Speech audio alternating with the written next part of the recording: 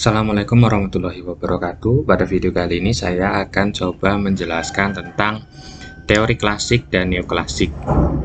Jadi di sini untuk teori klasik ya, kita langsung saja. Teori klasik itu adalah teori yang berkembang pada tahun-tahun awal perkembangan ilmu ekonomi, yaitu pada abad ke-18. Jadi mahasiswa bisa melihat terkait dengan sejarah perkembangan ekonomi pada buku sejarah perkembangan ekonomi ya.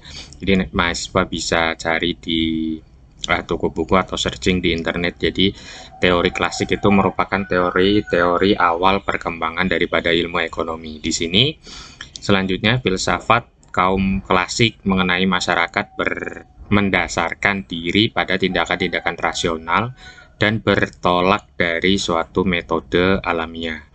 Selanjutnya, kaum klasik juga memandang ilmu ekonomi dalam arti luas dengan perkataan lain secara normatif. Dan yang terakhir yaitu, sementara politik ekonomi kaum klasik merupakan politik ekonomi laissez-faire. Laissez-faire itu apa? Nanti kita jelaskan pada slide yang selanjutnya. Nah, di sini yang pertama ya, teori klasik itu ada tokoh ekonomi terkenal, tokoh ekonom dunia ya, ekonom dunia. Ada teorinya Adam Smith, di mana Adam Smith ini menulis buku yang sangat terkenal. Jadi hampir semua ya, seluruh mahasiswa di dunia itu mengetahui bahwa Adam Smith itu punya buku yang terkenal yang diberi judul The Wealth of Nation, tapi ini judulnya disingkat, sebenarnya judulnya panjang. Dan kalau kita kaji secara ekonomi syariah ya, secara syar'inya, ternyata ekonom konvensional, yaitu bapak ekonomi dunia ya, Adam Smith itu mempunyai dua buku. Yang satu The Wealth of Nation yang memang fenomenal dan dipakai dari pertama kali diterbitkan hingga sekarang. Tetapi ada satu lagi bukunya, saya lupa namanya apa, tetapi itu membahas tentang etik dalam ya, kode etik atau mungkin etika dalam melakukan suatu transaksi perekonomian. Tetapi pada masa itu ternyata buku yang disebarkan, yang diajarkan itu hanya fokus pada buku ini, The Wealth of Nation-nya. Tetapi etika dalam melakukan kegiatan ekonomi tidak disebarluaskan, sehingga dalam Islam itu nanti akan berseberangan. Jadi kalau mahasiswa sudah belajar tentang fungsi permintaan dan penawaran, itu bentuk kurvanya bisa terbalik dari yang konvensional ke yang secara Islam, dalam sudut pandang Islam. Sehingga ya itu tadi, ada beberapa teori-teori konvensional zaman klasik, neoklasik sampai sekarang itu ada beberapa yang sudah sebenarnya tidak cocok diterapkan di era sekarang. Jadi The Wealth of Nation di sini mengemukakan bahwa sistem pasar bebas akan menciptakan keseimbangannya sendiri. Jadi tidak perlu ada campur tangan pemerintah, maka secara alami, ya, menurut Adam Smith secara alami, maka pasar bebas ini akan menciptakan keseimbangannya sendiri. Selanjutnya ada hukum Say. Jadi teori tentang pasar dan pemasaran itu dikenal sebagai hukum Say. Hukum Say ini isinya fleksibilitas upah dan kesempatan kerja penuh yang didasarkan pada asumsi bahwa nilai produksi selalu sama dengan pendapatan. Sebenarnya ketika kita kaji dengan kondisi real sekarang, kita lihat di sini ya, kata kuncinya adalah ada kalimat asumsi ya. Jadi asumsi bahwa nilai produksi selalu sama dengan pendapatan. Berarti kan artinya kalau kita mendapatkan pendapatan, nilai produksinya sama. Ya, nilai produksinya sama dengan pendapatan yang kita terima. Tetapi kalau kita lihat dalam fenomena sekarang, seandainya kita mendapatkan untung, apakah keuntungan tersebut kita gunakan seluruhnya untuk melakukan proses produksi? Ya itu saja, coba dipikirkan ya, dianalisis. Kan tidak semuanya seperti itu. Bahkan terkadang ya untung itu disisihkan, kemudian dilihat berbagai faktor kondisi perekonomian. Jangan hanya melihat dari satu sisi saja dalam melakukan memberikan penilaian produksi atau melakukan proses produksi. Karena di sini nih para ekonom klasik berkeyakinan bahwa kesempatan kerja penuh akan selalu tercapai dalam perekonomian. Jadi memang beberapa hukum itu memang dibuat ya ada standarnya ya. Jadi misalkan seperti hukum permintaan dan penawaran, kalau kondisinya tidak ceteris paribus maka hukum tersebut tidak berlaku. Dan ini juga sama ya, hukum SAI itu asumsinya bahwa nilai produksi selalu sama dengan pendapatan, artinya ya sudah dianggaplah seperti itu. Tapi kalau kita kaji secara Islam itu sebenarnya jauh ya, jauh sekali perbedaannya.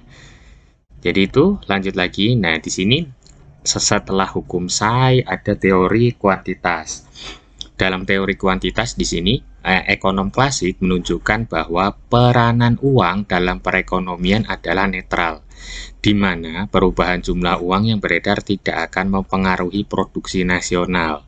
Perubahan penawaran uang hanya akan mempengaruhi tingkat harga. Nah, kalau kita lihat di sini, jadi di sini jadi sebanyak apapun jumlah uang yang beredar tidak akan berpengaruh terhadap produksi nasional. Kalau kita kaji lagi nih dalam ekonomi mikro, permintaan dan penawaran, atau mungkin di video yang pertama itu kita bahas sedikit tentang inflasi. Inflasi itu bukan menurunnya nilai mata uang, tetapi naiknya harga barang secara umum dan terus-menerus. Bayangkan ketika harga barang itu naik, terus banyak masyarakat beli, secara otomatis maka uang yang beredar di masyarakat akan banyak. Nah, karena banyaknya uang yang beredar di masyarakat itu yang mengakibatkan turunnya nilai suatu mata uang. Lah, seandainya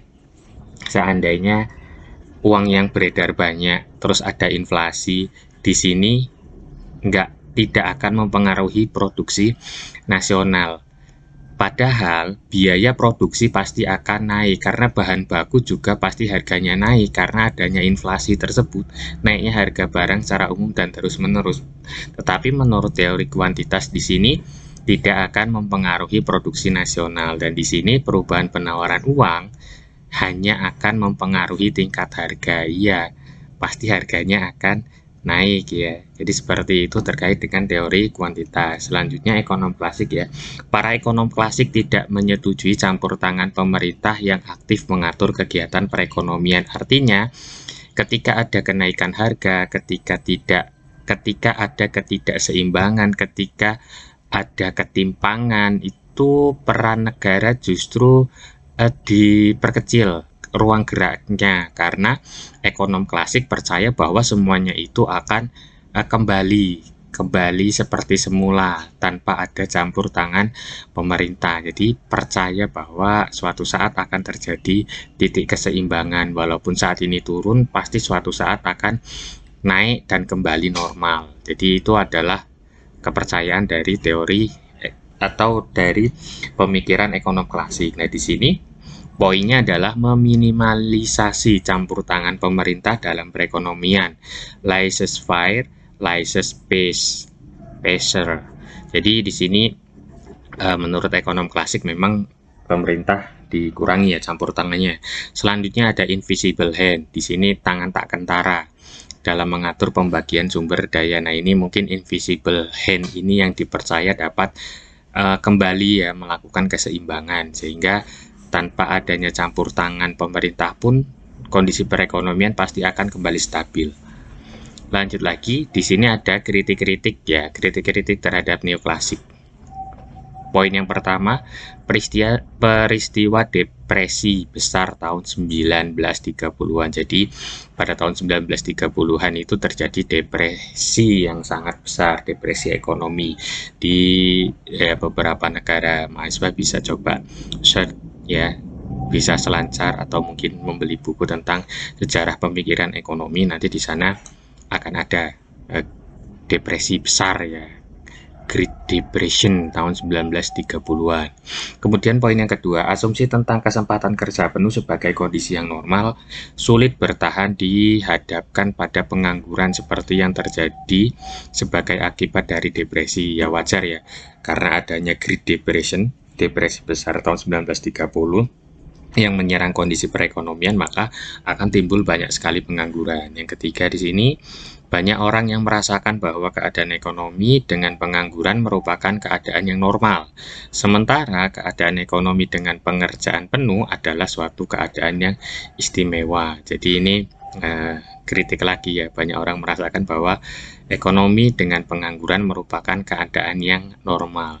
Jadi kalau dibahas dengan kondisi sekarang mungkin ya bagi orang yang berpengetahuan pasti akan mencari referensi, tapi bagi orang yang tidak berpengetahuan dan tidak mau tahu ya pasti biasa aja, padahal sudah ada buktinya bahwa tahun-tahun sebelumnya ekonom konvensional ya merasa bahwa keadaan ekonomi dengan pengangguran merupakan keadaan yang normal. Nah, sekarang kalau misalkan banyak pengangguran, apakah pemerintah justru tidak turun tangan atau kemudian masyarakat menjadi biasa saja? Kan tidak, apalagi ada pandemi, pasti butuh sekali dengan yang namanya pekerjaan. Selanjutnya, perkembangan dunia usaha sebagai akibat kuatnya persaingan telah menuju pada terjadinya pasar-pasar yang bersifat oligopolistik atau monopolistik. Jadi ini yang dikritik ya terkait dengan teori klasik. Kenapa? Ya oligo itu beberapa, monopolistik itu hanya satu. Jadi yang untuk mencapai pasar persaingan sempurna di sini tidak ada ya. Padahal kondisi perekonomian yang baik adalah ketika pasar tersebut dalam kondisi yang sempurna, artinya tidak ada monopoli dan tidak ada oligopoli. Jadi memang benar-benar seimbang dan harga itu ditentukan oleh kekuatan pasar. Poin yang selanjutnya, persaingan bebas dengan harga yang fleksibel yang menjadi dasar teori klasik ternyata tidak terdapat lagi dalam keadaan yang sesungguhnya. Nah ini ya, jadi setelah teori klasik itu dibuat, kemudian diterapkan, dalam kondisi sekarang itu sudah banyak jauh berbeda. Misalkan kan di sini teori klasik, nanti setelah teori klasik itu merasakan bahwa beberapa teori yang dibuat pada saat era klasik itu sudah tidak bisa lagi ya digunakan dalam keadaan yang sesungguhnya. Lanjut lagi, menurut teori klasik, pengangguran terjadi karena upah nominal terlalu tinggi relatif terhadap yang diperlukan untuk memungkinkan ekonomi nasional mencapai keadaan seimbang pada kesempatan kerja penuh. Jadi di sini pengangguran itu terjadi karena upah nominal terlalu tinggi ya. Bisa dibayangkan pada saat itu, makanya dikritik ya, dikritik. Kemudian namun Keynes berpendapat bahwa sebenarnya pengangguran terjadi bukan hanya karena upah nominal terlalu tinggi, tetapi karena kurangnya permintaan agregat. Jadi udah upahnya tinggi, ternyata permintaan agregatnya itu nggak banyak. Permintaannya itu nggak banyak gitu, sehingga terjadi ini kurangnya permintaan agregat di masyarakat. Permintaan agregat ternyata terlalu kecil untuk menyerap seluruh output yang dihasilkan. Selain itu, dalam dunia yang semakin modern, para pekerja umumnya tergabung dalam serikat buruh yang kuat. Jadi di sini seperti yang tadi saya contohkan, seandainya seandainya tadi produksi nasional sama dengan pendapatan, ya bayangkan saja ketika output yang disalurkan atau yang disebarkan atau yang dipasarkan ke masyarakat luas ternyata keterserapannya kecil karena memang kemampuan konsumsi masyarakat menjadi menurun ya. Jadi ya ini imbasnya adalah permintaan agregatnya menjadi kecil karena keterserapan dari output yang dihasilkan tidak banyak. Kurang memperhatikan adanya permintaan uang untuk keperluan spekulasi. Teori klasik berasumsi bahwa uang yang diminta hanya untuk keperluan transaksi saja. Nah ini sekali lagi yang saya coba tegaskan bahwa memang teori-teori konvensional itu jauh berbalik ya, berbanding jauh sekali dengan teori-teori dengan konsep Islam.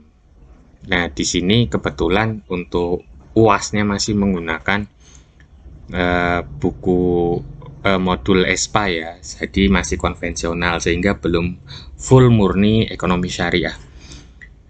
Lanjut lagi, jika permintaan uang menyangkut juga permintaan uang untuk spekulasi yang merupakan fungsi suku bunga, maka berpengaruh perubahan suku bunga pada permintaan uang dapat sangat menentukan. Jadi memang ya kegiatan spekulasi ya, kita punya uang tuh biasanya untuk spekulasi, untuk berjaga-jaga, untuk ya hal-hal yang memang urgent yang kita butuhkan ya.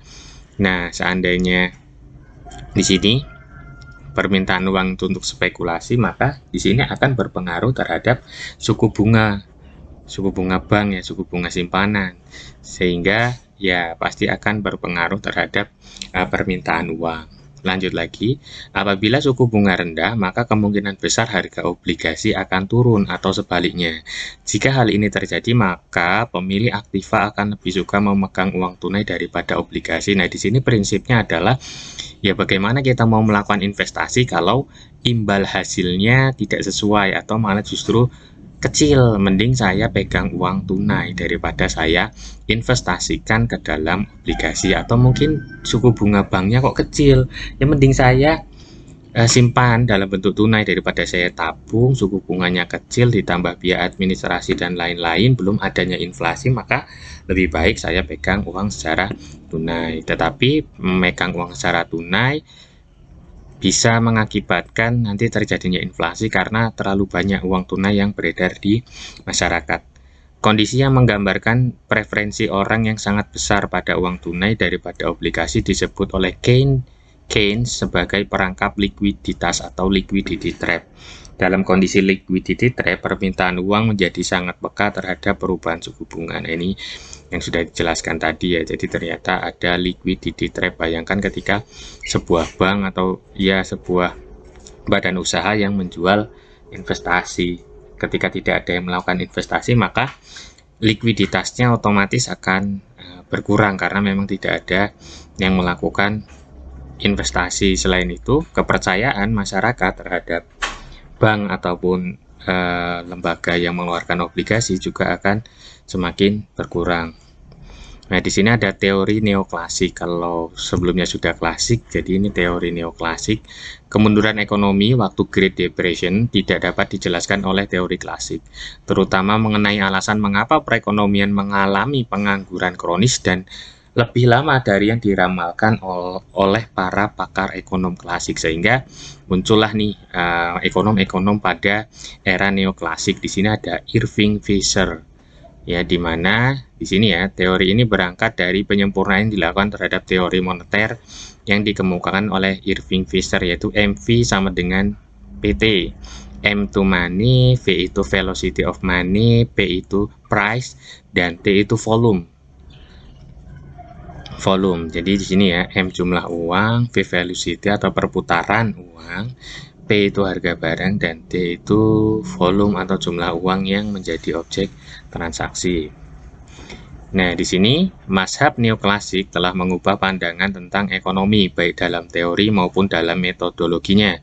Teori nilai tidak lagi didasarkan pada nilai tenaga kerja atau biaya produksi, tetapi lebih beralih kepada kepuasan marginal. Jadi kalau klasik itu masih terkait dengan tenaga kerja dan biaya produksi, tapi kalau neoklasik itu lebih pengukurannya kepada kepuasan marginal atau marginal utility. Jadi tingkat kepuasan konsumen itu nanti diukur ketika melakukan konsumsi suatu barang atau jasa. Nah, dari hasil pengukuran itu nanti bisa disimpulkan berapa nilai marginal utility-nya, sehingga hal tersebut bisa digunakan untuk memproyeksikan atau menganalisis terhadap berbagai macam tindakan ekonomi yang mana nantinya dapat digunakan untuk menentukan suatu kebijakan. Lanjut lagi, dengan pendekatan marginal, teori neoklasik mengatakan bahwa manfaat suatu komoditas akan semakin menurun dengan semakin banyak terpenuhinya kebutuhan akan komoditas itu. Jadi ini sesuai dengan hukum Gaussian 1. Kalau di mikro sepertinya harusnya sudah ya dijelaskan terkait dengan hukum Gaussian 1 dan hukum Gaussian 2. Biasanya yang paling terkenal adalah hukum Gaussian 2, yaitu di sini dikatakan bahwa sumber daya dan dana yang tersedia selalu terbatas secara relatif terhadap kebutuhan-kebutuhan manusia yang beraneka ragam dan hampir tidak terbatas. Konsep marginal ini merupakan pengaplikasian kalkulus diferensial terhadap tingkah laku konsumen dan produsen serta penentuan harga-harga. Jadi, menurut hukum Gaussian 2 terkait dengan marginal utility memang diukur terkait dengan tingkah laku konsumen ya. Tingkah laku konsumen berarti dalam mengkonsumsi ya barang atau jasa, dan produsen itu terkait dengan produksinya, maka nantinya akan digunakan untuk menentukan harga-harga di pasar. Kemudian ada rational expectation. Teori ini dikembangkan oleh Robert E. Lucas Jr. atau Junior mungkin ya, yang memodelkan bagaimana agen ekonomi melakukan peramalan di masa yang akan datang. Jadi ada semacam ya rasional ekspektasi ya, harapan berpikir rasional terkait dengan ekonomi. Jadi sudah ada nih ramal-meramal terkait dengan kondisi perekonomian. Asumsi pertama, teori ini menganggap bahwa semua pelaku kegiatan ekonomi bertindak secara rasional. Oke, ada kalimat asumsi yang pertama, berarti diibaratkan semua kegiatan ekonomi ya, semua pelaku itu melakukan kegiatan ekonomi secara rasional. Tapi kalau kita kaitkan lagi dengan ekonomi Islam, maka pelaku kegiatan ekonomi itu ya ada yang rasional dan ada yang tidak rasional atau irasional. Makanya di sini diasumsikan untuk teori ini bahwa yang pertama, semua pelaku ekonomi itu bertindak secara rasional. Itu.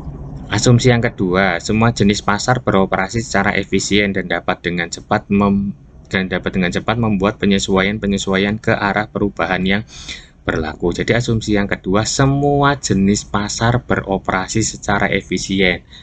Kalau dikaji secara Islam lagi, apakah semua jenis pasar bisa beroperasi secara efisien? Tentu tidak. Makanya banyak sekali teori-teori konvensional yang nanti ketika kita bahas dengan pendekatan ekonomi Islam itu akan jauh berbeda. Tetapi di sini kita fokus saja ke ekonom konvensional. Nah, ini adalah gambaran kurvanya ya. Di sini untuk mengetahui secara jelas tentang mekanisme dan ekspektasi rasional dapat dijelaskan melalui dua cara di atas, yaitu hipotesis rateks dan perubahan permintaan agregat. Jadi ada perubahan permintaan agregat di sini ya. Kalau kita lihat di sini ada P1, ada P2, kemudian ada ini ya, agregat demand. Ini ketika belum ada perubahan, dan di sini agregat demand 1 ketika terjadi perubahan. Nah, di sini ada titik keseimbangan 1 E2, dan di sini ada titik keseimbangan 1 E1 dan titik keseimbangan 2 E2 equilibrium. Dan di sini ada E0, jadi pada saat equilibriumnya 0 ya. Jadi nanti mahasiswa coba bisa cek lagi di modul, lebih dibaca-baca lagi terkait dengan penjelasan ini. Itu saja yang dapat saya sampaikan materi pada minggu yang kedua. Selamat belajar, saya akhiri. Wassalamualaikum warahmatullahi wabarakatuh.